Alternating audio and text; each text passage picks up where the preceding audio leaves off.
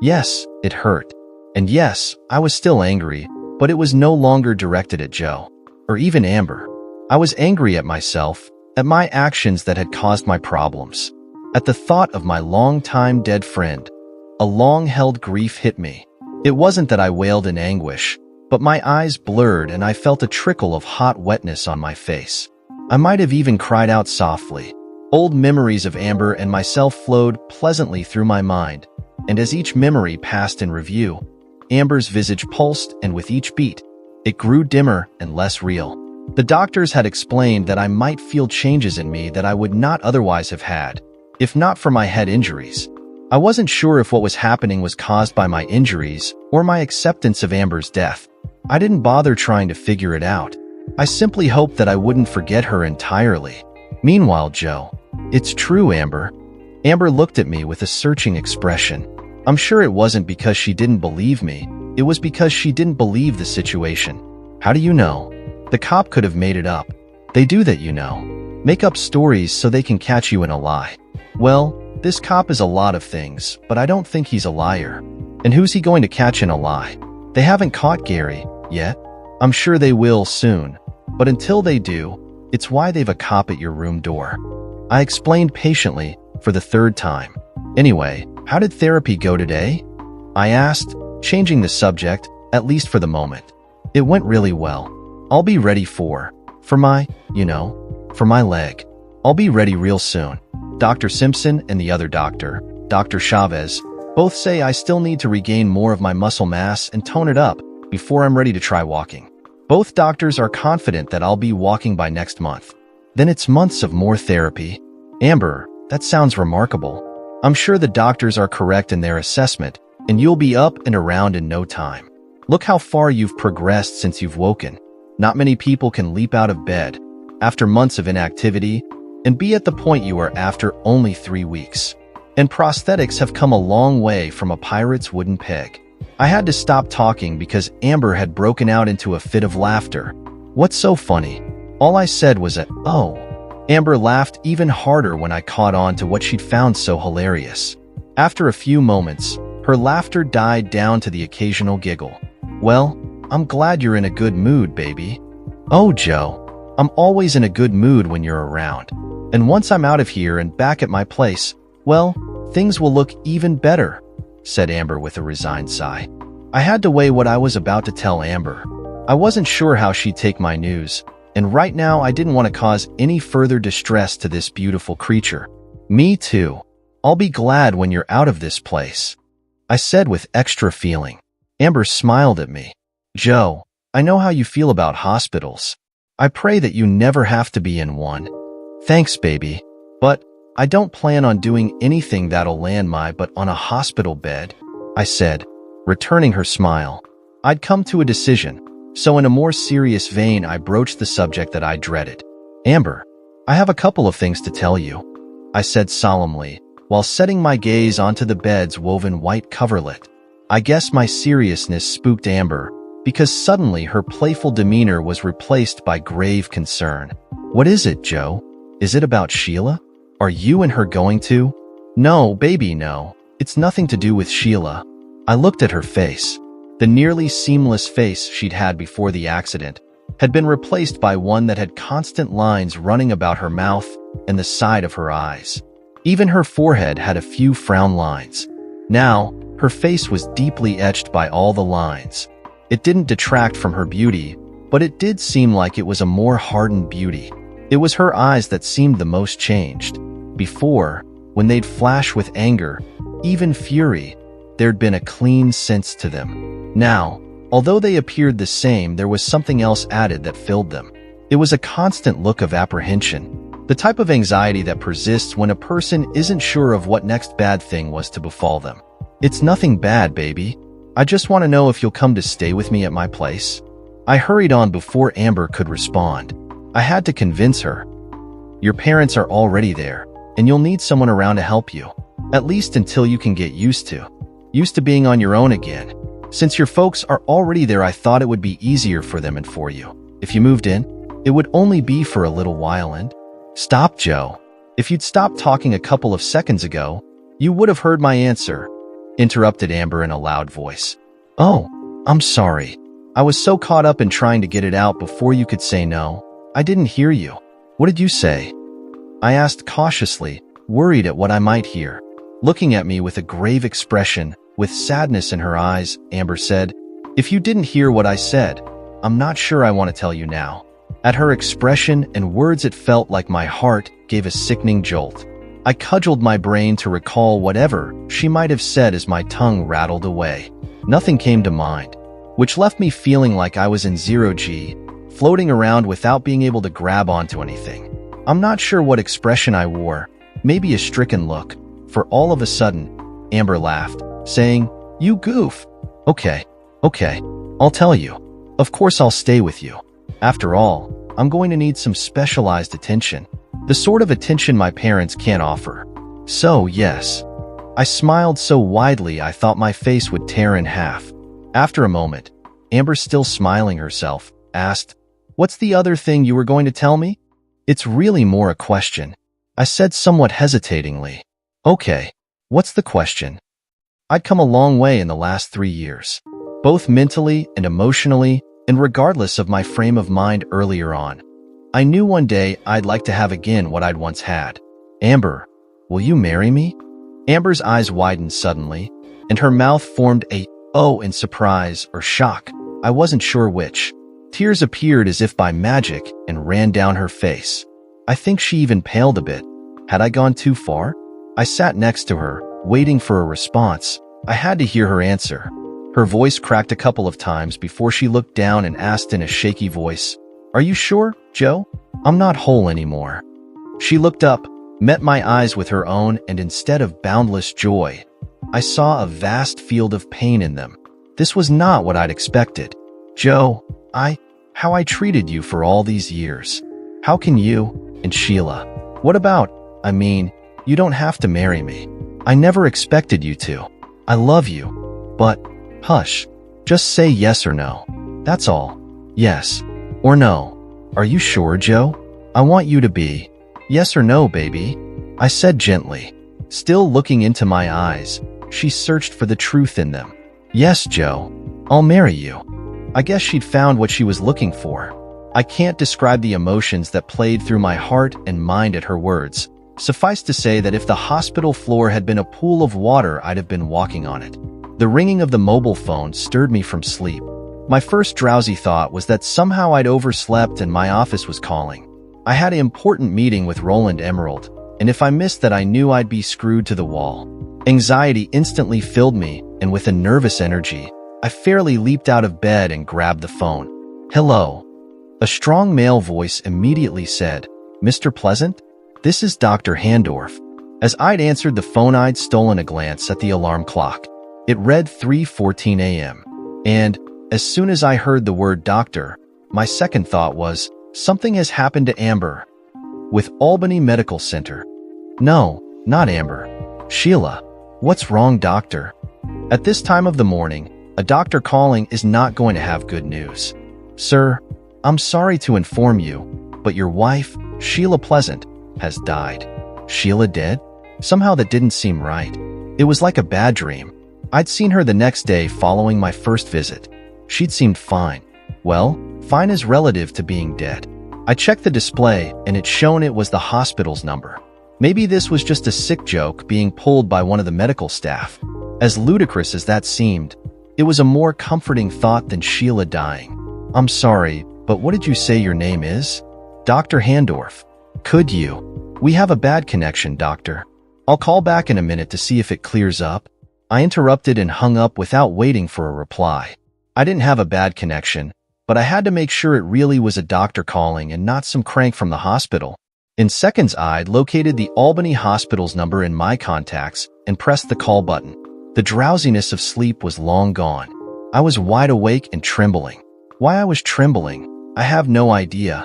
After a couple of transfers, I was back on the line with Dr. Handorf. Doctor, I'm Joe Pleasant. You called and told me my wife is dead? Yes, Mr. Pleasant. You have my condolences. Could you come by the hospital first thing in the morning? There are forms that need your signature before we can release the body. Of course. I can't say I was in a state of shock. because I don't think I was, but I was bewildered at the suddenness of Sheila's death. What happened, doctor? She was fine a couple of days ago when I saw her. I mean, she seemed as well as could be expected.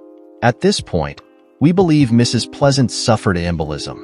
Unfortunately, it happens even with the best care. When you come in, Dr. Fatty will explain in more detail. Okay. Sure. Sir, are you okay? Do you need assistance? Concern seemed to have seeped into the doctor's voice. I don't know why the doctor seemed so concerned. It couldn't have been my voice, as I thought I sounded normal. It was my body that trembled.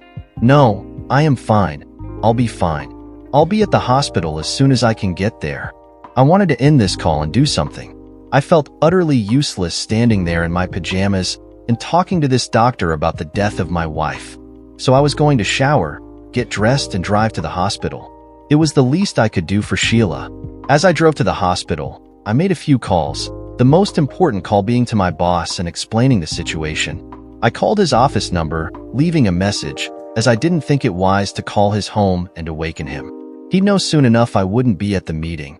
The next call I made was to Lieutenant Richards. Surprisingly, on transfer, he answered my call, which for a moment had me wondering if I'd somehow dialed his cell. Richards, Central Investigations. He sounded dog-tired. Oh well. Lieutenant Richards, this is Joe Pleasant. For a long moment there was an eerie silence. Yes, Joe, what do you need? Asked the policeman in a voice I'd never heard before. It was bone-weary and somehow seemed hopelessly resigned. Sheila's dead. She died a little while ago. The doctor that called said it was from an embolism. I'm on my way to the hospital now to sign some papers. I thought you should know, although I didn't expect you to be at the station so early, and I was going to leave you a message. Don't do anything when you get there, Joe. Don't sign anything, and don't talk to anyone. I'm leaving now to meet you there. Wait for me at the entrance. The change in his voice startled me. It was now harsh and demanding, with none of the listlessness of a few seconds ago. Do you understand, Joe? Don't do a damn thing. Richard's weariness had instantly disappeared, leaving in its wake the cop I'd come to know and dislike. What? Why? What's going on, Richards? I replied in confusion. Just do what I say. And he hung up.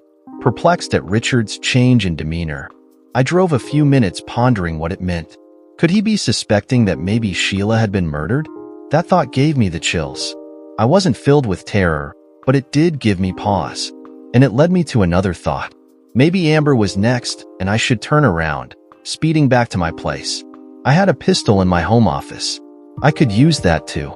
Instead, I made the third call of the morning. Paul, this is Joe. Yes, Joe? What is it? Where are you? Asked a sleepy Paul Morton. Listen, I had to leave. Sheila passed away earlier this morning, and I'm on the way to the Albany hospital. I was wondering if you could head over to the hospital and stay with Amber. I know she has a cop guarding her, but what? I'm so sorry to hear about Sheila, Joe, but what is this about Amber? Is she in danger? Oh my God. Was Sheila murdered? Asked the increasingly agitated father. I don't know, Paul, but to be on the safe side, I'd feel a lot better if you were with Amber. Will you go? Goddamn straight I'll go, said Paul, shouting with unrestrained fear for his daughter's life. What have you got us all into, Joe? Damn, I can't believe this. I'll explain when I return. For now, just trust me. Okay. I guess I have no choice but to trust you. For now. But this isn't over. You hear me, Mr. Pleasant? I hear you. Now go. And I hung up. Mr. Pleasant? I hadn't been Mr. Pleasant to Paul Morton in quite some time. I guess he was back to playing the game of what do I call him when he's a shithead? Then I made my final call.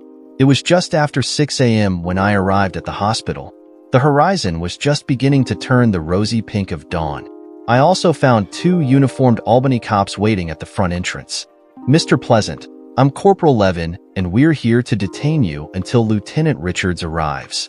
We just spoke to him, and he'll be here in about 10 minutes. Under the circumstances, I hope, for your sake, that you cooperate. Okay, Mr. Pleasant? Are you serious? My wife just died and I can't go in and see her body, or find out why she died. What kind of shit is that? I asked, greatly aggrieved. I'm sorry for your loss, sir. But we have our orders, explained the corporal, sounding sincere in his condolence. Thanks, but you know this is wrong. Anyway, how does a New York City cop have jurisdiction and authority here in Albany? I was curious and also looking for a way to get around their orders. It's a professional courtesy, Mr. Pleasant. Do we have your cooperation, or do we need to apply a different sort of persuasion? Said the uniformed cop while pointedly fingering his taser pistol. Stymied by the corporal's unyielding attitude, despite my growing anger and impatience, I resigned myself to waiting for Richards. I guess I've no choice. So what do we do until Richards arrives? I asked, my sarcasm evident. Yes, I was taking a chance at exceeding the cop's patience, but what the hell? I wasn't feeling particularly mindful of much at that point. We wait, the other cop said surlily. Sir, the honorific was stated with even more sarcasm than my own, with a little scorn thrown in. Easy, Bolovich. He's not a criminal. Yet. The other cop, Bolovich, grunted in response as he adjusted his equipment belt. It was an uneasy 10-minute wait, at least for me, which turned out to be more like 20 minutes. From time to time, the two Albany cops would throw surreptitious glances my way, which to my mind indicated they didn't trust me.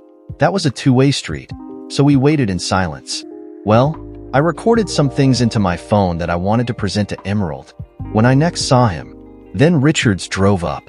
As Richards walked up to us, I took in his appearance. He looked horrible. His clothes were rumpled and somewhat baggy, like he'd slept in them for longer than one night. His eyes were reddish and his face was drawn.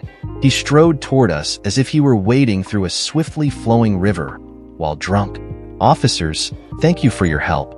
I'll be sure to commend you both when I next speak to your supervisor, said Richards as he stopped before the two other cops.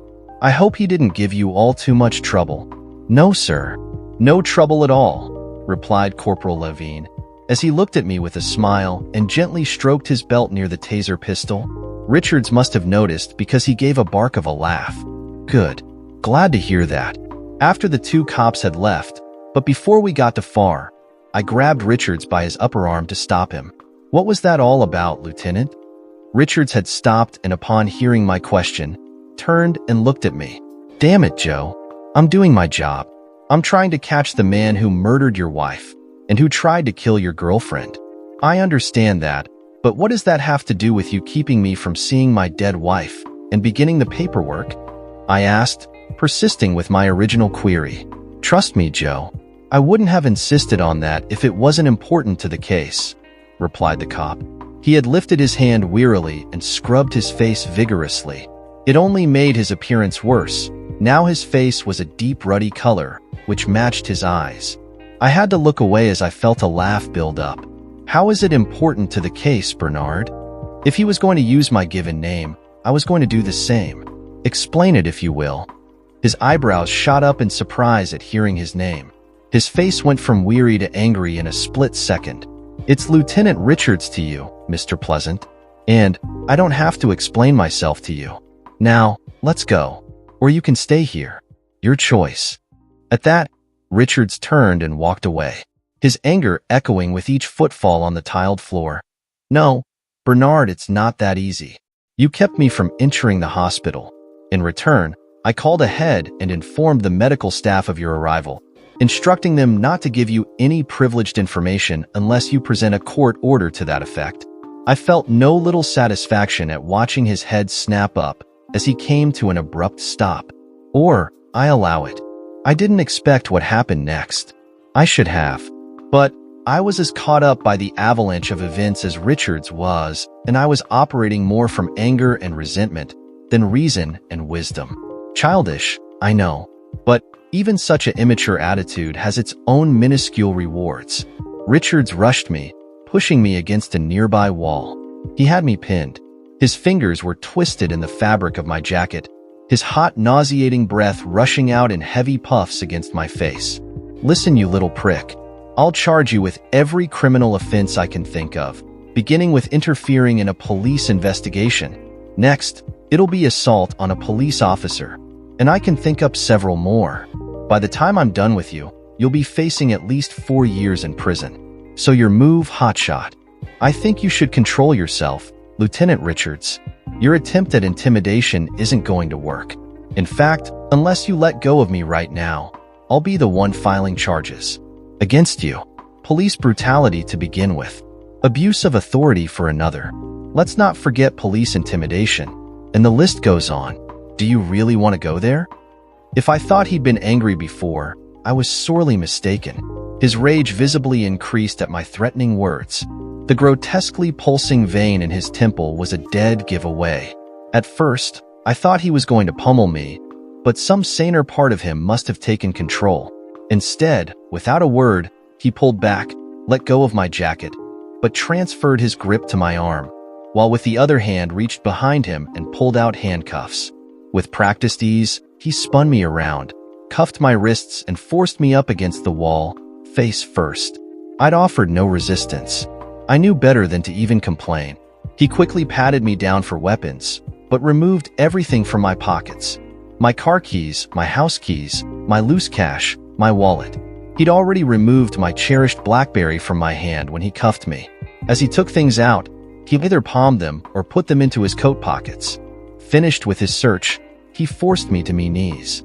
Mr. Pleasant, I'm placing you in custody, and you'll transported to the Albany jail, where you'll stay until you're formally charged. At which point, you'll be taken to New York City to await a bond hearing. Now, as to your rights, since I won't be questioning you, I don't have to Mirandize you. At a later time, if you're questioned, you'll be Mirandized. Do you understand what I've explained? Yes. I was fuming, but there was nothing I could do without giving my edge away. Without replying, Richards got on his phone, calling hospital security, which arrived in less than a minute, then the Albany police. A few minutes later, in which Richards kept his counsel as the hospital security guard watched me with a baleful glare, the other cops showed up. Just my luck, it was the same 2 uniforms that had stopped me from entering the hospital earlier. Richards didn't go talk to the medical staff. He ended up following us to the Albany police station, where I was printed, photographed, and booked. As I sat upon the bunk in the jail cell, contemplating my predicament, Richards came up to the steel door. Mr. Pleasant, you brought this upon yourself. You should have cooperated, and we would both have gone our merry way in the end. But you made my job that much more difficult, so now I've got to wait until I can get a court order, which I will. But now, you're effectively off my case, and you're facing several charges. You have no one to blame but yourself. I had looked up as Richards began speaking. I saw his face through the thick, wired plexiglass pane set into the door. I looked away and kept my silence as he spoke. Well, what do you have to say to that? Nothing, Lieutenant. I just want my phone call. Sighing, Richards took a long look at me before walking off. Sometime later, I'm not sure how long, as I dropped off to sleep after Richards left, I was awoken by a gruff male voice. Wake up. You wanted a phone call. Make it now, or you'll have to wait until tomorrow. Handcuffed once more, I was led to a small room with a small table and chair. On the table was a phone. On the wall was a plaque with a set of instructions on how to dial out and what numbers couldn't be dialed. It also stated that all calls were monitored and that calls were charged to the receiving party. The wall also held a solidly set eye bolt which I was handcuffed to. It also stated that all calls were limited to 10 minutes. I didn't need 10 minutes. As it turned out, I needed only 5 minutes to explain my situation, after which I was led back to my cell, where I sat and waited for what I just set in motion. Naturally, I fell asleep once more, and again, I was rudely awakened from a sound sleep. The Albany Central Police Station was larger than I thought. Upon waking, I'd been politely asked to follow a uniformed officer, and in turn, he led me to the commander's office. It took a couple of minutes to navigate the corridors and rooms leading to our destination. I'd have thought it was smaller, at least from the way it looked from the outside. Going up a short flight of stairs brought us to a door marked Station Commander's Office. Without any fanfare, I was ushered into a medium-sized office, where behind a desk sat a large man in police uniform. Occupying a chair directly in front of the desk was my old friend Lieutenant Richards. By the tension in the room's air, it was readily apparent neither man was happy. Mr. Pleasant, I'm glad you could join us. I'm Commander Stanton of the Albany Police. Please be seated. He was glad I could join them? Was he kidding me? Nodding in wary acknowledgement of his greeting, I sat in the furthest chair from Richards. I take it you're acquainted with Lieutenant Richards? I nodded my response. Good. The commander shuffled some papers around as if to clear a space before he looked directly at me. Mr. Pleasant, the Albany Police Chief received a most interesting phone call from no less than the Honorable Governor Herbert Jenkins, our most esteemed governor of New York State. My chief then informed me of his conversation with the governor. It seems that the governor is most interested in the outcome of your case. Naturally, since I wasn't aware of your arrest, I had to ask my officers about it. At that point, I contacted Lieutenant Richards, who was most patiently awaiting a court order. I stared at Stanton without blinking. I was not about to say anything until I knew which cards were in play, despite my preferred treatment of the last few minutes. All I could see of Richards was his profile, and as far as I could tell, his face was blank, utterly devoid of emotion. I was glad I couldn't see his eyes, as they might have told a far different story. Sighing, in what I believed was frustration, Commander Stanton continued. Apparently, your office received an audio file, and in that file was a conversation that could at the very least be construed in a negative way. I take it you sent that file from your phone, Mr. Pleasant? I decided to verbalize my reply. I did. I see, said Stanton contemplatively. When and why? I thought of several reasons, many less than truthful, but ended up deciding to hell with it. I'd go with the truth. Right before he took it away. It was for insurance. Stanton looked away from me, then began drumming his fingers on his desk, the part he'd cleared, as he focused his attention on Richards. A few moments later, Stanton, looking from Richards to me, said, "We have an enviable situation in our midst, gentlemen. It's been made perfectly clear to my chief, to me, and to your own chief and captain, Lieutenant Richards, that from here on out, a close watch will be kept on all our actions. In other words, we can't shit without someone knowing how much we shit, what color it was, and what brand of butt wipe we used." Richards looked like he was about to speak, but Stanton cut him off. "I'm not done yet, Lieutenant Richards. We get our fair share of crime here in Albany, but we've never had any eyes up close and personal on what we do here. For that, I blame both you and Mr. Pleasant, Lieutenant. I don't know what's going on between you two, but while you're both in my jurisdiction, it stops. Leave it outside Albany. Because, if you don't and my officers are called in again, it better be that one of you shot and killed the other. Do I make myself clear?" I began a nod, but at his look, I said, "Yes, sir." Richards choked out much the same. "Lieutenant Richards, you're here as a courtesy to your department. Don't abuse my goodwill. Or else. Are we clear on that too?" Richards acknowledged the question and the consequences with a mumble. Looking at me critically, Stanton said, "Mr. Pleasant, I'm sorry to hear about your wife. I know you want to get to the truth of her death, but I ask you, were you aware that you're a suspect in her death? And is that why you barred Lieutenant Richards from questioning the medical staff?" Surprised and shocked at what the commander had said, I felt my eyebrows go up and touch the ceiling while my skin tightened uncomfortably on my entire body. I was quick to deny it. What the hell? No, I didn't know, and no, that's not the reason why I stopped the lieutenant from talking to the hospital staff. I turned to Richards to confront him, but he was busy shouting at Stanton. "What the hell, Stanton? That's privileged information. You just might have sunk my case." "Enough. Both of you," shouted Stanton. Although I was angry, I didn't want to piss off this guy, as I doubted I'd get another get-out-of-jail-free card. So I kept my mouth shut. Interestingly, so did Richards. One of our detectives spoke with the staff. Turning to me again, Stanton asked, "I hope you don't mind, Mr. Pleasant, but the staff knows my people well, plus you didn't bar my officers from talking to the staff." Turning back to Richards, he said, based on the detective's questioning, "It's apparent Mrs. Pleasant's death was by natural causes brought about by the injuries she sustained during the accident that had her in our hospital. Indeed, most of the staff was surprised she lived as long as she did." Turning to me again, he said, "My apologies for any insensitivity on my part, Mr. Pleasant, but unfortunately those are the facts. Despite my detective's investigation, as far as I'm concerned, You're free to conduct your own investigation, Lieutenant Richards, providing Mr. Pleasant has no objections. Otherwise, you will need that court order. What about it, Mr. Pleasant? Will Lieutenant Richards need a court order? I eyed Commander Stanton as I thought it over. I could continue to be the biggest a-hole, or a smaller one. I decided to go for a medium-sized one. I have no objection, and I'll readily inform the staff that it's okay for the lieutenant to have whatever information he requires, on one condition. I could see Richards tense up while the commander merely hooded his gaze. Pray tell, what is that condition, Mr. Pleasant? Asked Stanton mildly. Taking a deep breath, I went for being the medium-sized a-hole. I was detained from entering the hospital when I arrived by threats from 2 of your uniformed Albany police officers, by the request or command of the lieutenant. Then I was wrongfully arrested by the lieutenant when I refused him permission to have access to privileged medical information.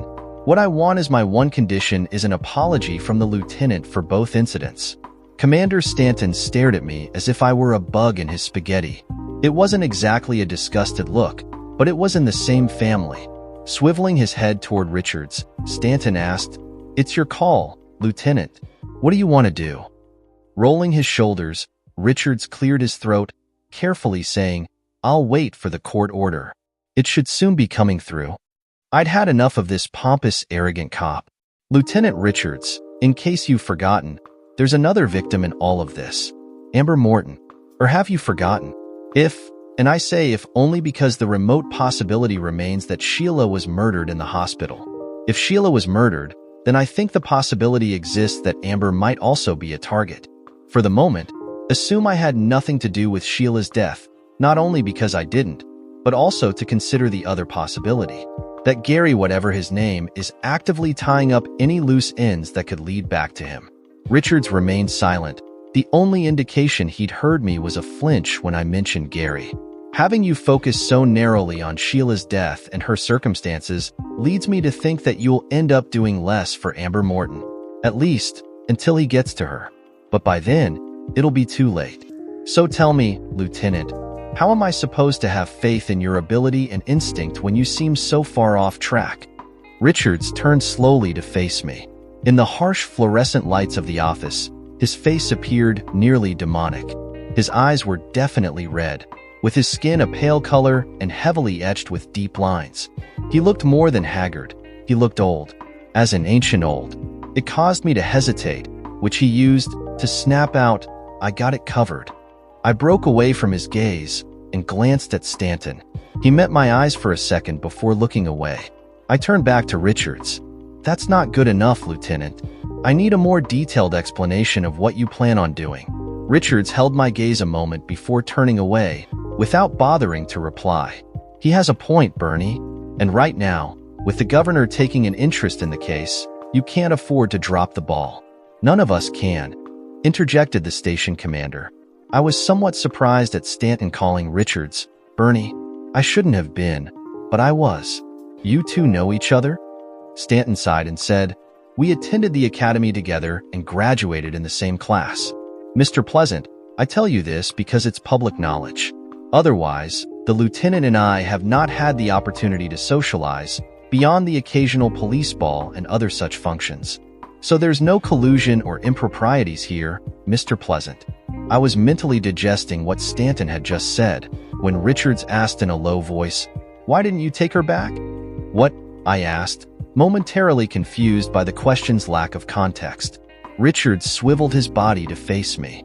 I said, "Why didn't you take her back? What the hell did she do to you that made you hate her so much?" I stared at him with open anger. "You mean, besides Sheila's cheating?" I said sarcastically. Richards nodded, his expression expectant of an answer. He even looked hopeful of something.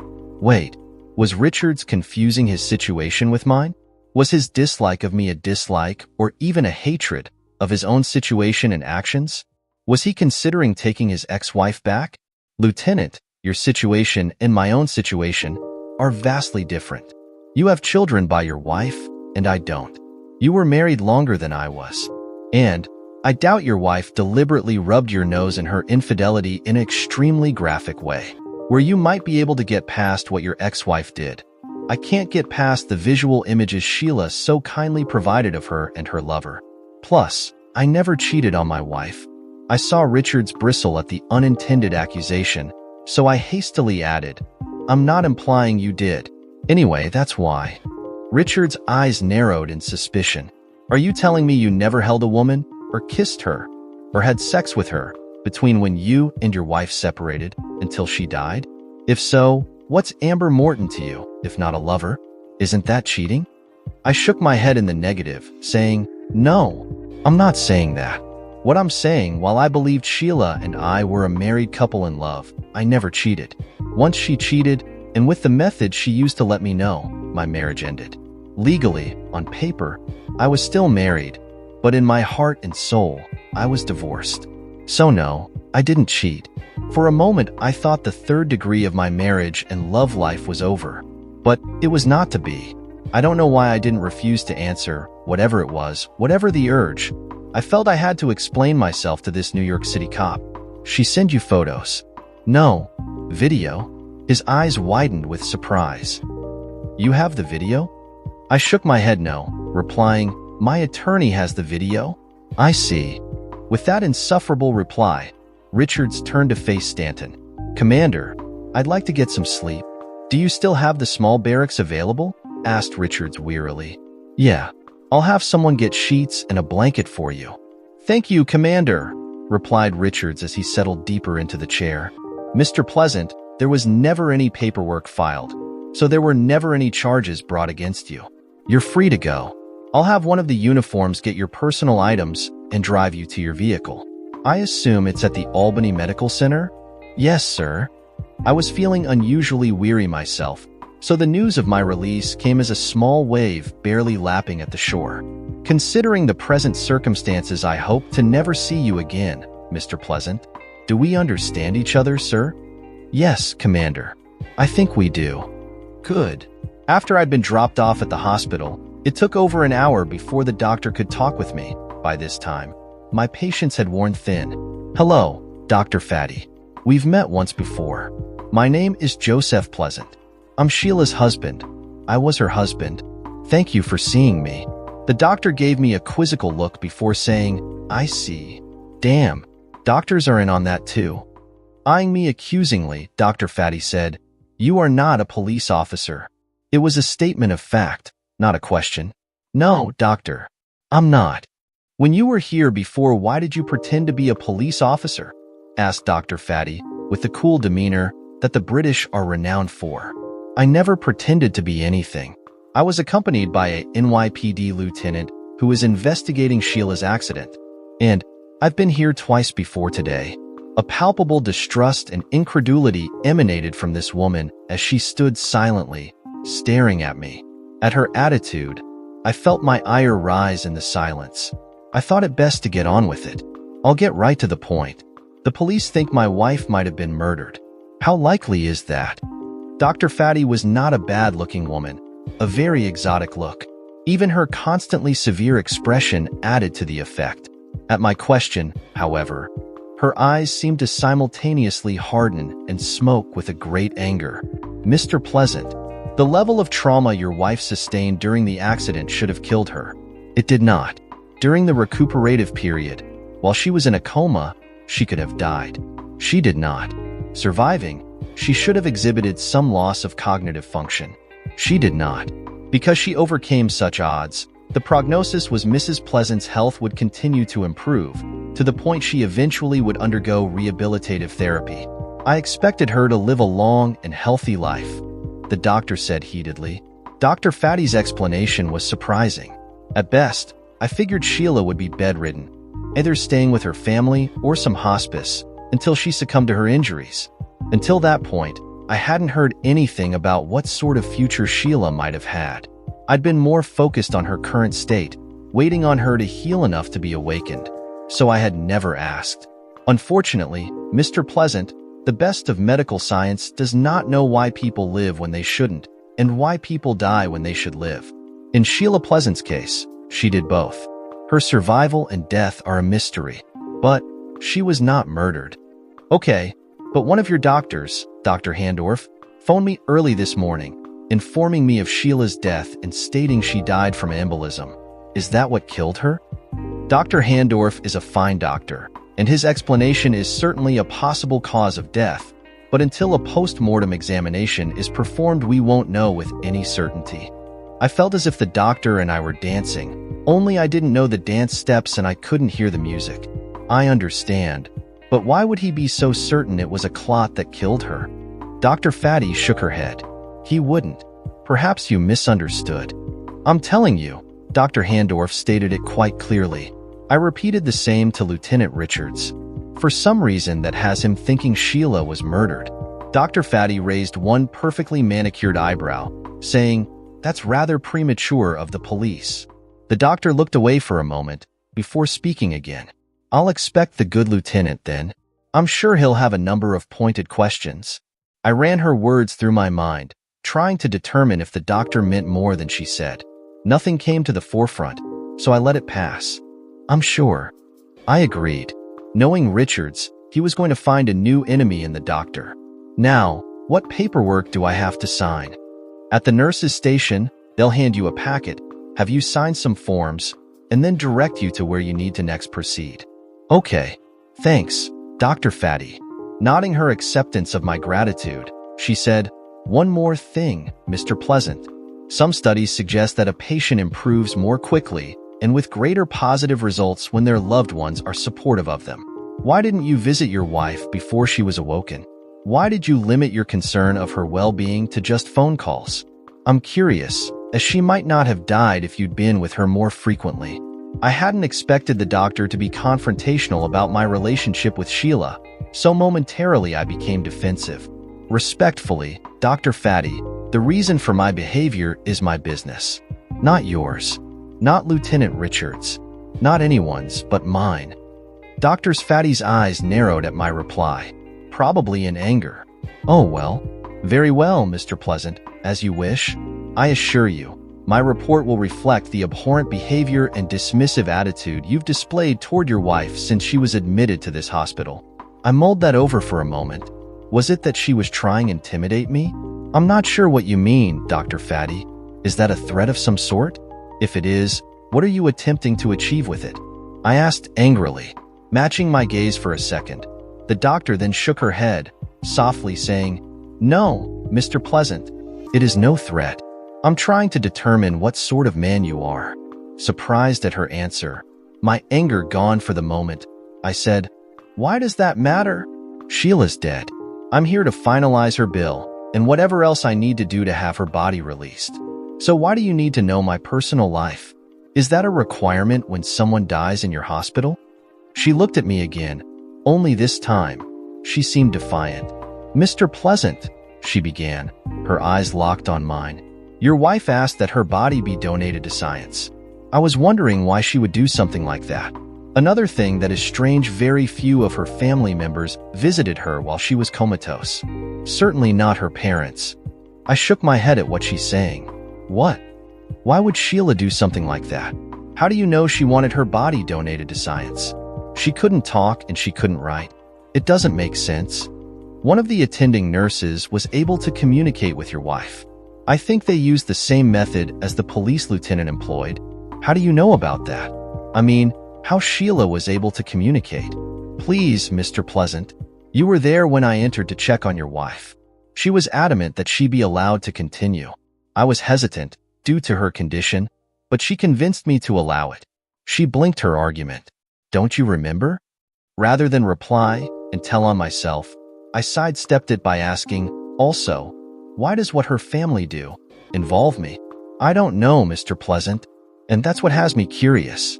What did she do to cause such callous disregard from her family and from you?" Sighing, I thought on how to respond. I certainly didn't want this nosy busybody of a doctor involved in my affairs, but I felt if I didn't give her a response that satisfied her, she would continue her inquiry, and that might have Richards sniffing up my butt again. And I really wanted to finish up whatever was required and leave this place. I hate hospitals. Not that it's any of your business, doctor, but Sheila and I were divorcing. In fact, even if Sheila had remained in a coma, or had lived, the judge was ready to grant me a divorce. Does that satisfy your curiosity? Shaking her head no, the doctor said, "No, not at all. I suppose it'll have to do though, because I take it you won't answer more questions about yourself?" "Correct. Now, good day, doctor," I said as I walked away from her. "Wait, Mr. Pleasant, what of her family?" Without turning, I said over my shoulder, "You'll have to ask them." The nurses were actually very helpful, especially one nurse. "Hello, Mr. Pleasant. I am Susan Duncan, one of your wife's nurses. You have my condolences." "Hello, Ms. Duncan. Glad to meet you. And thank you. I'm appreciative of all that every nurse has done for Sheila. I'm sure Sheila was as well." "Thank you, Mr. Pleasant. I noticed you speaking with Dr. Fatty. Did she inform you of your wife's request?" I'd been looking at the nurse as she spoke. She wore very little makeup. She was an older woman, with sad, kindly eyes that I instinctively knew that had seen her fair share of pain and suffering and death. "If you mean Sheila donating her body to science, yes, she did. Why are you asking?" Looking upon me with sympathy, she answered, "Sheila wanted to do that. It was her decision. However, because she was unable to articulate her words aright, she blinked what she wanted and confirmed it the same way. Because of the legal issues involved, we recorded the entire thing." Reaching behind the counter of the nurse's station, she withdrew a paper DVD sleeve and held it out to me. "This is a copy of that recording. It was done in the afternoon, on the day before she died." I watched in horror as, against my will, my arm raised up of its own accord, extending itself, and my hand opened and grasped the disc. I knew the nurse and I spoke further, and that I signed some papers, but all that I recall in detail of that afternoon was the thought that played incessantly in my head. Shit, not another goddamn video of Sheila. Did I watch the video? Hell no, I was never going to watch another homemade video. Instead, I handed the DVD over to my divorce attorney and he watched it. He had to watch it anyway to determine the legality of it. Actually, he hired a consulting attorney, and they both decided the video's legality. Satisfied as to the recording's proper legality, they made copies of the video and sent them off to the various people that needed to be informed, including Richards, who I hadn't seen or spoken to since that screwed-up morning. Ambivalence is what I felt towards Sheila's decision of donating her body to science. I had no control over what would happen to her body, and although that seemed wrong to me, I can't deny that I also felt relief knowing I wouldn't have to deal with the details and the memories that would no doubt spring up. Also, part of my indecisiveness was the distinctive lack of the wake and burial that comes with a traditional funeral. There is something strangely surreal about not having a body to bury. In some ways, it's like the death never occurred, and it played out more as a rehearsal during the only notation of Sheila's passing, her memorial. Everyone who'd known Sheila attended. Even her family came, although they kept their distance from the other attendees, most especially me. In the end, I felt that Sheila wasn't really gone, that she would continue to plague me. The one person I'd not seen at the memorial was Richards. It was a good thing. I didn't want to talk to that son of bitch ever again.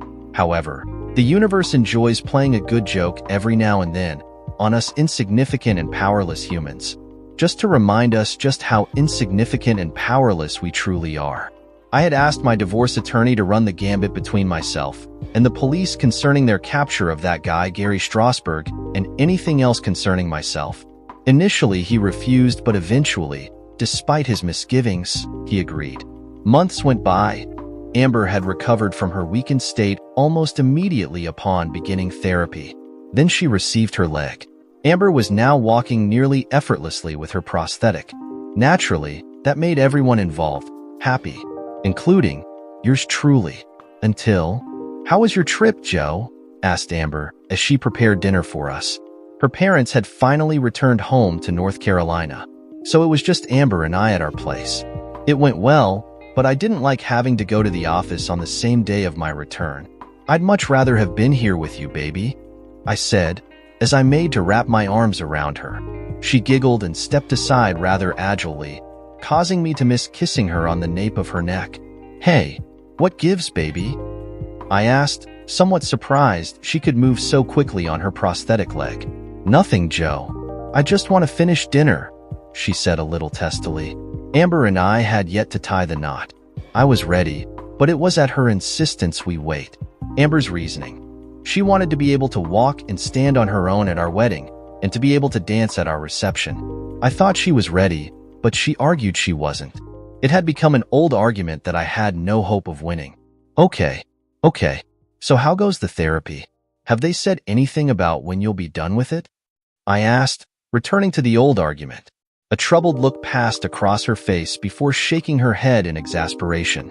No, Joe, they haven't. Anyway, I don't feel as if I'm ready. Now, can we talk about something else? Sighing with resignation, I used the same ammo as I had multiple times before. Of course, I worded it differently before each use. Perhaps you're holding on to the therapy sessions because as long as you keep going, you don't have to make any decisions. Or commit to other things. Go wash up, honey. Dinner will be ready in about 5 minutes, she said sweetly. Amber had neatly deflected my salvo by simply ignoring it. I wasn't defeated yet, but I keenly felt the need to develop a different approach. So rather than argue, I went to do what I'd been told. By the way, I had spoken to Lucia a couple of times, trying to convince her to work for me. I'd offered to pay for her entire family to come to the US as added inducement, but she remained unmoved. She was not going to live and work so far from her home country. Despite Lucia's continued refusal, I hadn't given up on her yet. For a while, after Sheila's death, Amber had become distant toward me. Eventually, Amber explained, in great detail, the slow but certain progression of Sheila's mental and emotional downfall. I could see the pain on her face and hear it in her voice as she spoke quietly about it. There was even a whimsical note in her voice when she spoke of her and Sheila's friendship and its inevitable dissolution. About a month after the memorial, Amber returned to her old self. For the most part, there was still something amiss, but I couldn't put my finger on it. I should take the time out at this point to grudgingly admit that Amber and I had yet to involve ourselves with the physical aspect of our relationship. I was way past wanting to. However, Amber was reluctant to commit to that as well. So, we slept in separate bedrooms and enjoyed much the same level of intimacy as we had in Paris. Not to say we didn't get hot and heavy sometimes, but Amber always managed to control herself well enough to dash cold water on my raging needs and mindless desires. As she had become fond of saying, "No means no, Joe." Amber gave me all sorts of excuses for not having sex, her two mainstays being she wanted to wait until we'd married, and embarrassment at having a missing leg. I was crazy in love with the woman, leg or no leg, so I bid my time. As we sat eating and conversing about nothing of import, my phone rang. Normally, I look at who's calling, but my mind had wandered as Amber spoke of her day, and without thought, I answered. It was Richards. "Okay, Lieutenant. I'm here." Here was Barney's Tavern and Grill, a rather popular watering hole in the Bronx. As with most places in the Bronx, it was an old building, partitioned into a couple spaces, barely modernized and offhandedly converted to its present use. It was a shotgun of a space, that is to say, it was narrow and long. One wall had a row of booths, and the opposite wall had a long bar top. Richards sat at the bar, sipping at an amber-colored fluid out of a shot glass. At my announcement, he let out a loud whoosh of air and carefully placed the shot glass down. I noticed 3 empty shot glasses near the half-full one. Without looking at me, Richards asked rather demandingly, or maybe it was challengingly, "Sit. Want a drink?" I sat and called out to the nearby bartender, "Scotch." "Neat." We sat wrapped in silence until I had my drink.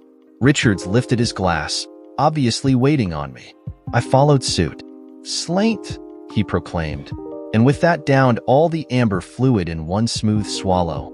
As did I. I'd heard the word before. It was used as an old Irish toast, alluding roughly to your good health. While he gestured at the bartender for refills, I asked him what was so important that we had to meet at a bar. In answer, Richards asked a strange question. "How are you and your girlfriend getting along?" The hairs on my nape sprang straight up. I don't know why, but of a sudden I felt I was in dangerous waters. So I shrugged, replying cautiously, "Okay, why do you ask?" Ignoring my question, Richards asked a couple of others. "Has she been acting strange? Doing anything unusual?" The bartender placed fresh drinks in front of us. Richards grabbed his, lifting it once again.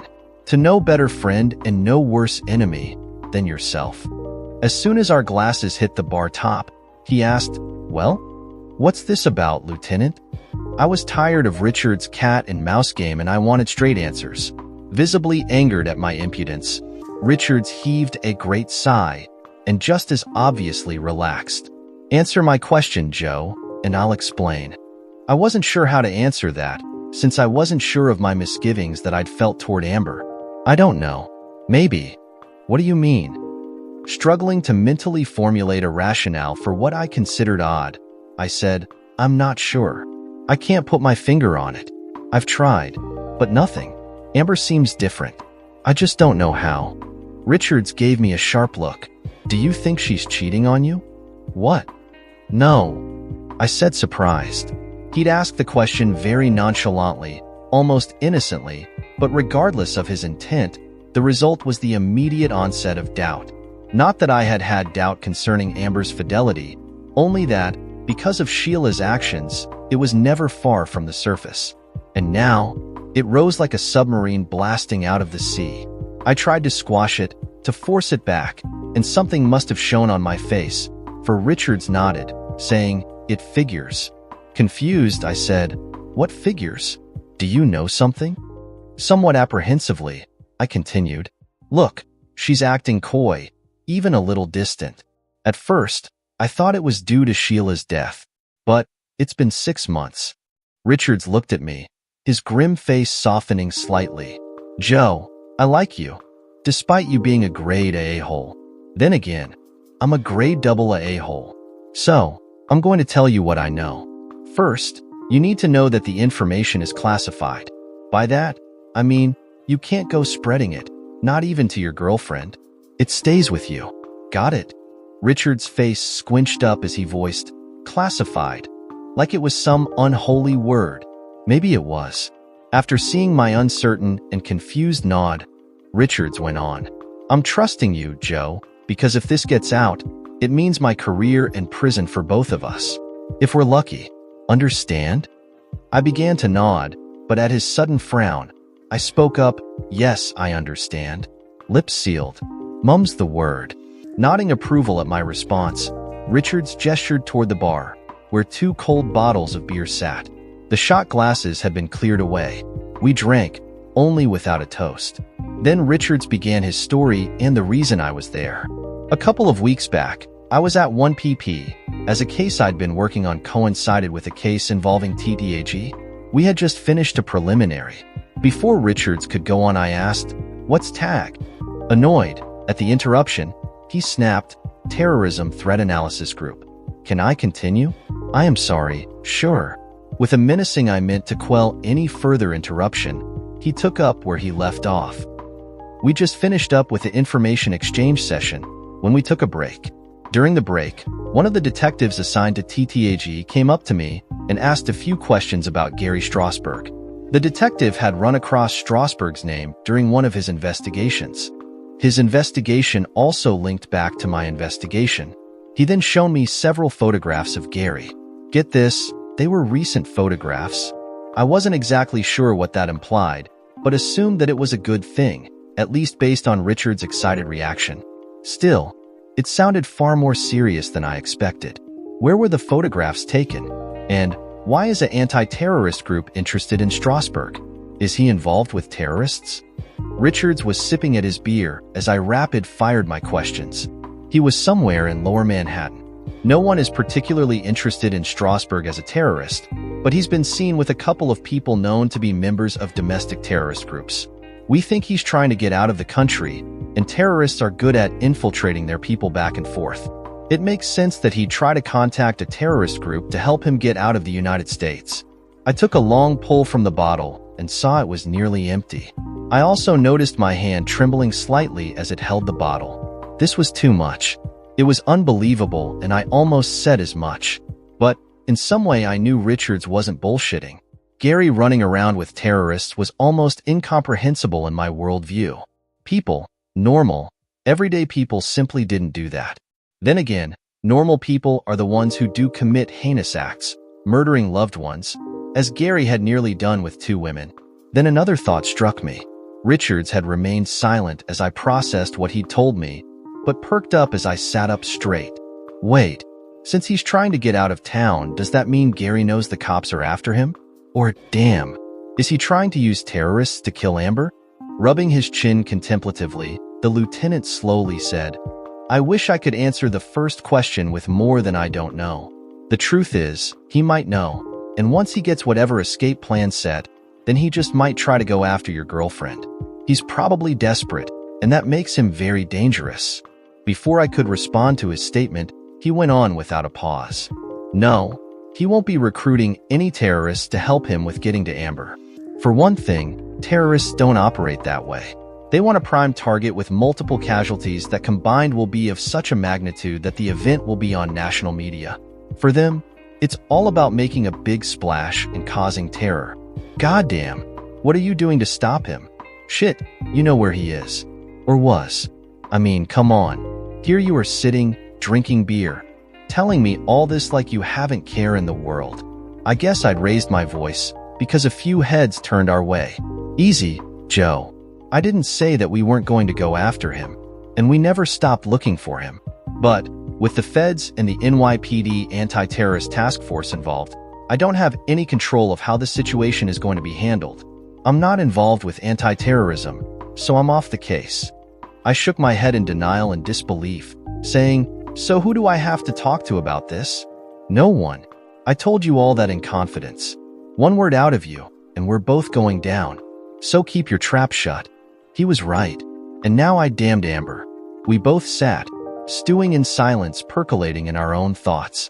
I did notice that instead of beer, the bartender had set out 2 coffees. Black. There's more. One of the persons Strasberg has been seen with works at the same physical therapy clinic your girlfriend goes to. The other detective shown me part of a report. He held up his hand, saying, let me finish. Just as I was about to interrupt him loudly, the guy, his name is Trey Pooley. He's a prosthetic leg therapist and is your girlfriend's therapist. The task force in my own department is keeping a close eye on him, especially when Ms. Morton is with him. And before you ask, there's nothing going on between them. Anyways, not of a romantic nature. That's why I asked if you knew anything. But don't go getting all crazy and run off half-cocked to confront your girlfriend. Okay? What the hell? So, what am I supposed to do? Why did you tell me all this if you didn't want me to do anything? Look, I have a suggestion. Why don't you and your girlfriend get out of town? No fanfare, no glamour, no planning. Just get up and get out. Stay gone until it's over. I was ready to reject Richard's suggestion offhand simply out of spite, but as the idea sunk in, playing around in my mind, it began to seem more and more reasonable. It would also give Amber and myself a better chance to reconnect, as I was definitely sensing a widening rift between us. But where to go? Then it struck me as suddenly and unexpected as a winning lottery ticket. Yeah, actually, that sounds like a damn fine idea, Lieutenant. Thanks. I think we'll do just that. Good and pleasant. Don't screw me over on this. I know we've had some problems between us, but, well, we're on to the a-hole, and soon this case will be closed. We probably won't see each other again.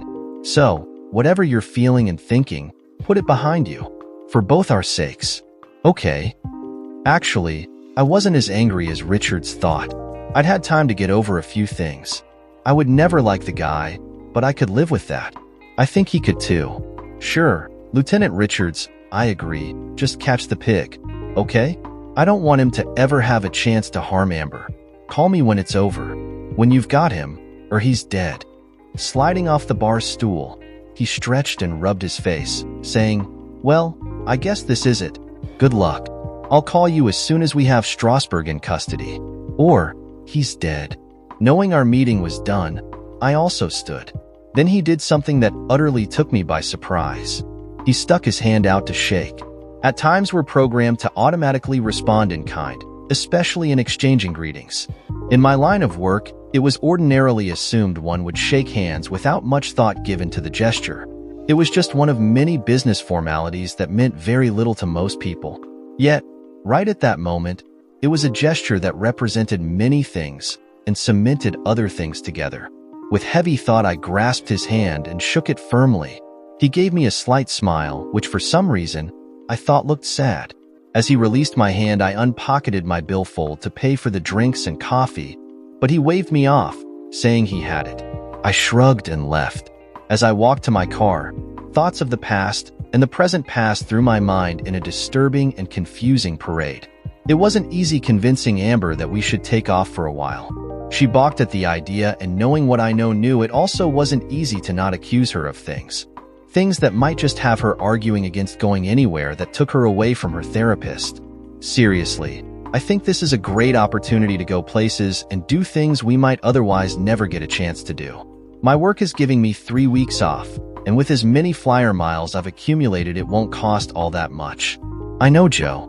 It sounds great, but my therapy and began Amber for the umpteenth time. Listen, we both know that you're as far along as you can get. I know you've been going to therapy because, had I detected a look of concern on her face, you don't feel you're ready. The thing is, we all know you're more than ready. Come on, Amber. Even your parents are beginning to wonder what's going on. She shook her head in denial, but at least she wasn't openly arguing anymore. I'll make you a deal. Let's go, and if you feel you need more therapy upon our return, I won't stand in your way. I won't argue about it, and I won't try to convince you otherwise. Fair enough? I don't know, Joe. What if? Please, Amber. What if the sun doesn't rise in the morning? What if aliens landed on the White House lawn tomorrow? What I'm saying, worrying about things that haven't happened and will probably never happen, is a waste of time and breath. Amber searchingly looked at me, her eyes trying to discern some hidden meaning in mine. Where would we go, Joe? That is, if I agree to go. I smiled my best smile, one that shone not because of mirth, but because of triumph. I had her. I was thinking of France. Paris, maybe. Oh. Her face changed from honest curiosity to closed uncertainty. Why there? I thought we could see those sites you didn't get a chance to visit when you were there last. And, if we play our cards right, we might get an invite to a very exclusive dining experience. Come on, what do you say? It does sound good, but what dining experience are you talking about? Where? You know the who, not just the place. It'll be Lucia at her own home. She invited us to visit if we get up her way. Lucia is still in Paris? After all this time? Asked amazed Amber. Yeah, she is. She works for one of the other company executives. Apparently, he and his wife appreciate her cooking as much we do. Sighing, Amber lowered her head and walked a few paces. She really had become very good at walking on her new leg. I really couldn't tell she was missing a limb. Okay, I'll go, Joe. But please don't expect anything more from me than what we have right now. All right. Instead of replying right away, excited as I suddenly was, I grabbed her and lifted her up into my arms, kissing her. Thanks, babe. I know we'll have a great time. Just wait and see. At her giggling request, I set her back down, but instead of a joyful smile, I spied a sad little smile, one I hadn't expected, to be sure, but one that didn't surprise me either. Paris was everything I remembered of her. We even stopped by my company's Paris office to pay our respects and enjoy a bit of nostalgia. We visited several of the city's sites, enjoying the scenery and, I hoped, each other's company. We also managed to visit with Lucia and her family and dine with them at their home. Most days, Amber seemed her old self. Then there were those odd times when I caught her staring off into nothing, her eyes seemingly lost. And I somehow knew that whatever had captured her thoughts, it wasn't anything to do with Paris. And then, 2 weeks into our stay, my phone rang. It was early morning. The sun's rosy rays had barely risen above the horizon. I was dreaming. I knew that at the time. Although now I can't remember what the dream might have been about. Whatever the dream was, the phone's ringing was a welcome respite from the dream's clutches. That I recall. "We caught him!" shouted the voice on the other end of the phone, and for a brief instant my confusion ran rampant. And then, it struck me. Richards. Yeah, it's me. We caught Gary Strasberg. What? How I mean great. I said enthusiastically, with a wide yawn. Have you talked to him? No, we haven't questioned him yet. We apprehended him about 2 hours ago. He's still being processed. I called you as soon as I returned to the precinct. And here I am. he explained with what I swear sounded like laughter in his voice. Thanks, Lieutenant Richards. I appreciate the call and the news even more, I said sincerely, stifling an impending yawn. Sure thing, Joe. Sure thing. I'm off. You enjoy your vacation. And began Richards as made to disconnect. Wait, what about that other guy? A Trey Pooley. I asked in concern. What about him? He's clean. We questioned him extensively, and he admitted Strasburg was trying to get him to kidnap Amber and take her to him. And Strasburg was willing to pay a lot of money. About $50,000. What? I shouted. All shrouds of sleep instantly gone. Take it easy, man. Strasburg didn't have a chance. Poole played as if Strasburg was slowly wearing him down, but in reality he was already cooperating with one of our other detectives. Poole was working as a CI. A what? I asked, dumbfounded by the news. Aci confidential informant. Okay, I knew what that meant. Just sounded strange coming from a real cop and not some actor playing a cop.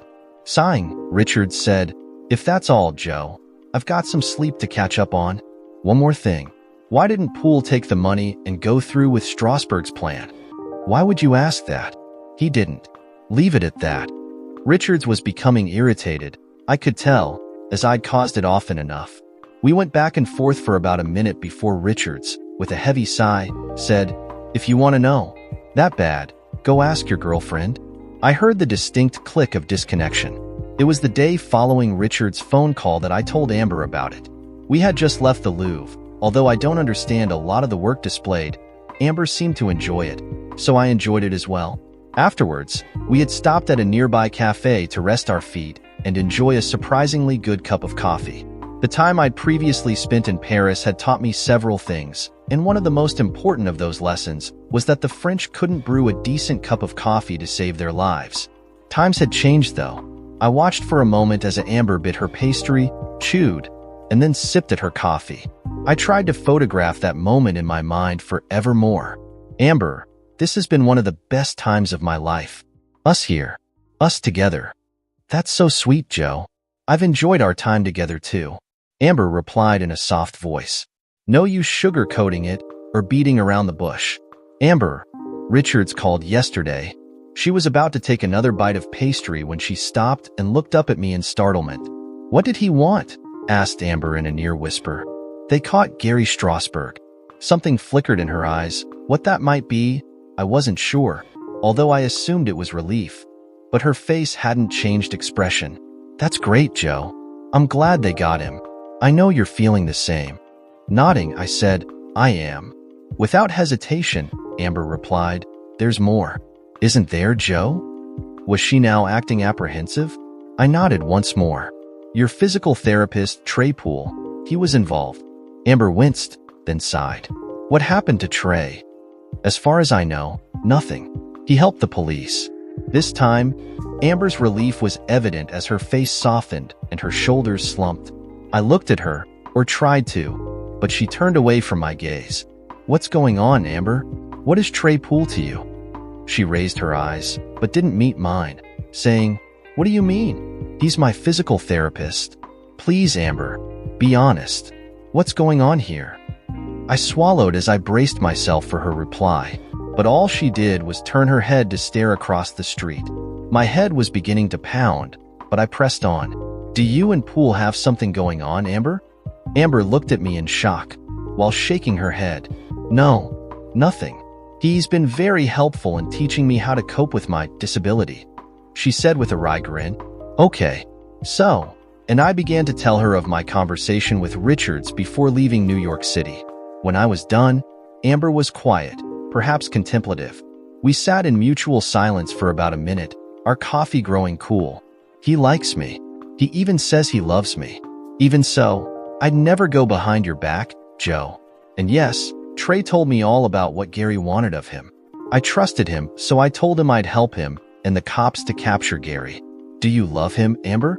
I finally asked the simple question that had become my fear. Amber stared at me, her eyes moist, as she said, Yes, Joe, I do. Her words had stopped time. Just like that, all the sounds of the people, the cars, and the animals had become silent. and everything came to a standstill as the words filled my brain and heart with their meaning and intent. But not in the way you might think. I love him for being a true friend, for helping me learn to accept my condition, and for teaching me how to use my new leg. But I could never love him in the way he wants, and I would need to be with him. As a torrent of heavy rain plunges down from the sky, her following words hit me with a flood of sensations with such force that I was deafened by the sudden calliope of sound and blinded by the scenes around me. My heart pounded in my chest with both fright and relief. My head felt like a balloon about to pop. My body trembled with tension, and yet I couldn't remember ever feeling better than I did at that moment. My world was whole once again. 1 year later, the man strode purposefully across the busy street, his arms swinging easily. His face was both stoic and authoritative in its look.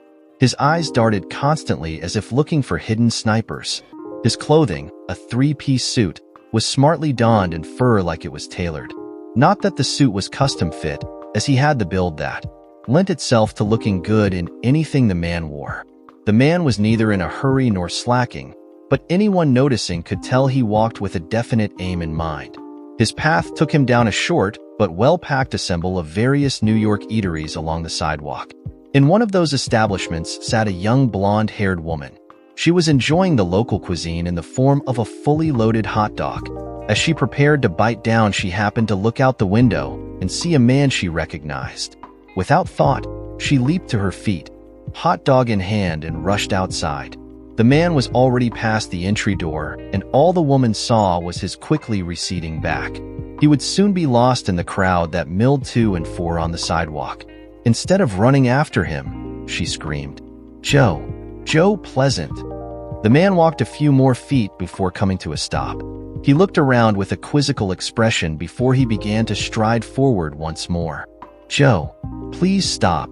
This time the man turned completely around. At that action, the blonde woman began to excitedly wave with her free hand above her head. "Joe, here. I am here."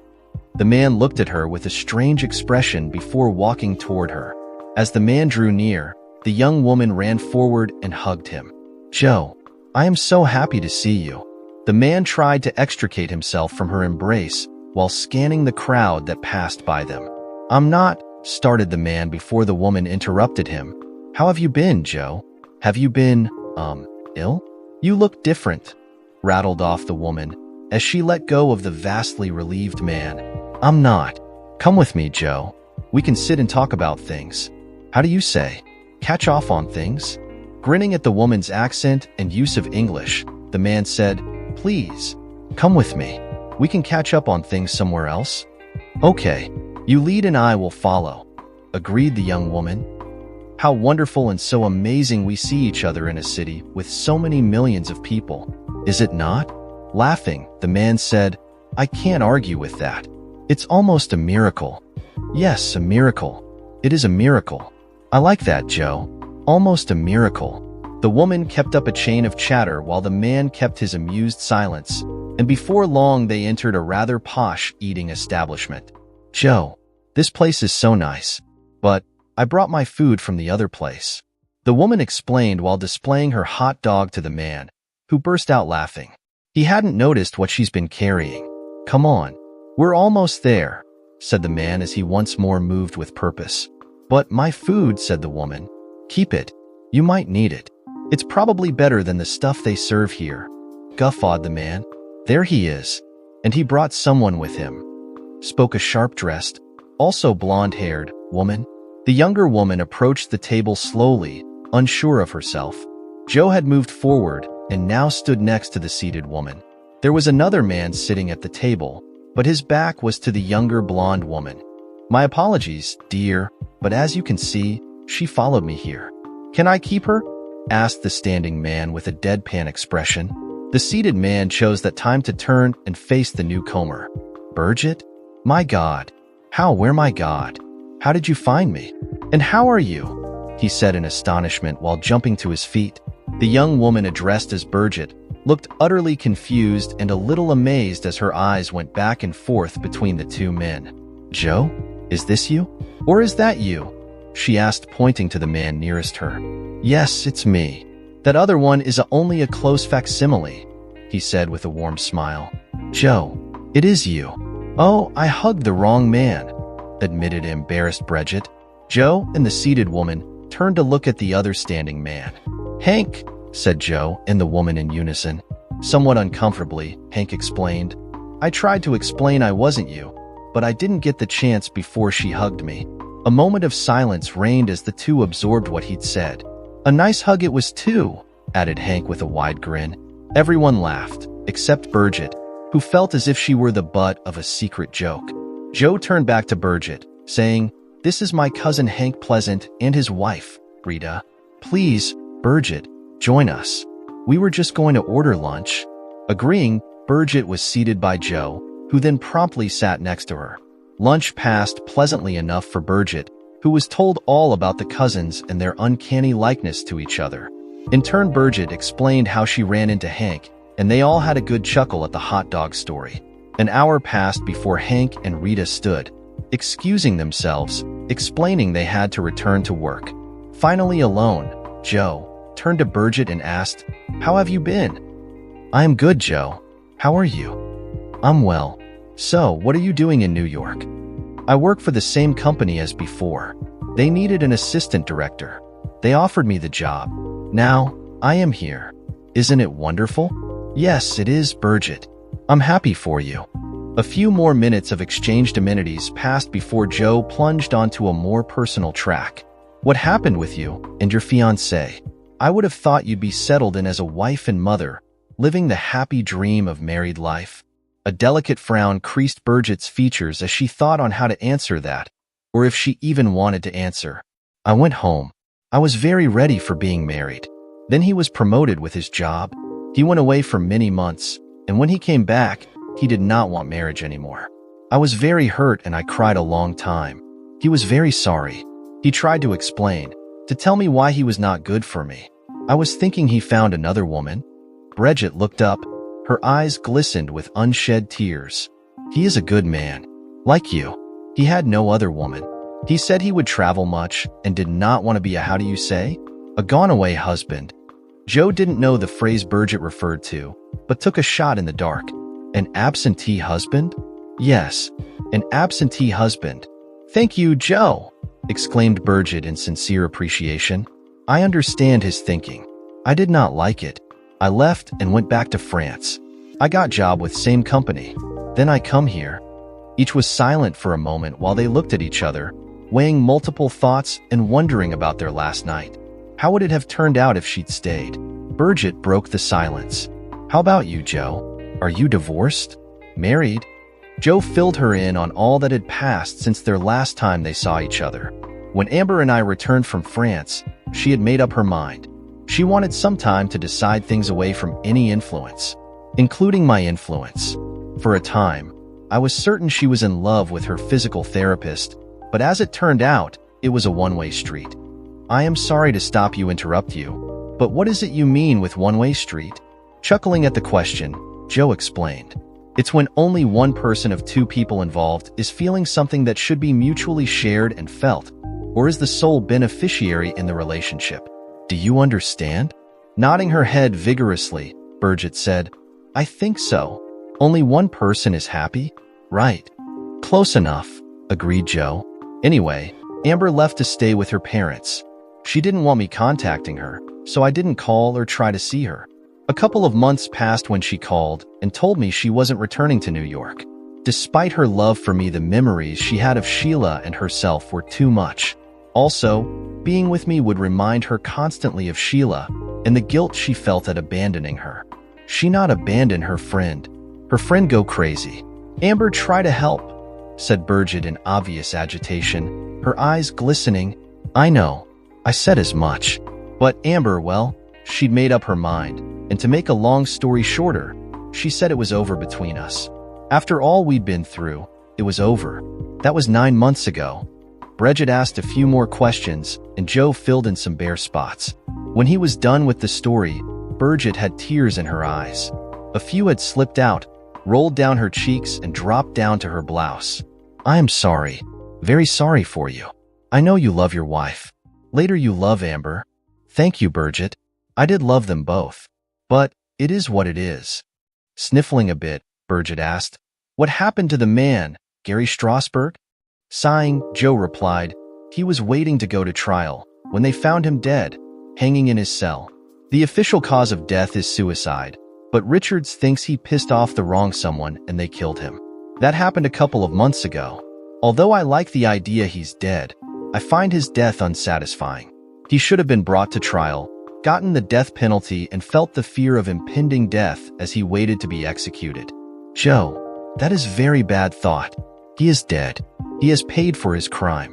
I do not like idea of the death penalty. I do understand a reason for death penalty, but I do not always agree with reasons, cried out Burgett in anger.